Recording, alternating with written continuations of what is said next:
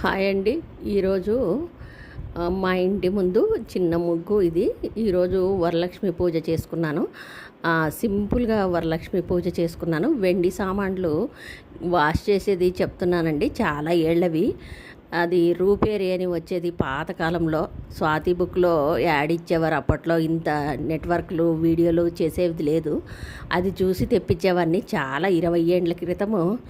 ఏమి ఇంత ఇది యూట్యూబ్లు ఇవన్నీ లేవండి, సెల్ ఫోన్లో అవన్నీ.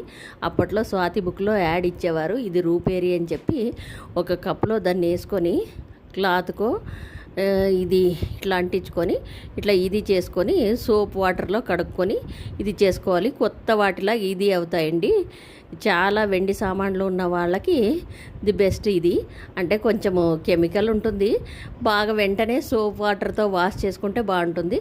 సింపుల్గా మా ఇంట్లో వరమహాలక్ష్మి పూజ చేసుకున్నాను, వీడియో పెట్టాను, చూడండి.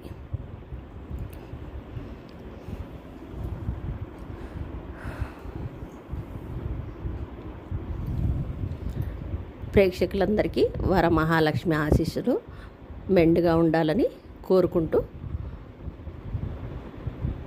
మీ ఆశీర్వచనాలు నాకు కూడా కావాలని కోరుకుంటున్నాను. ఇంతే.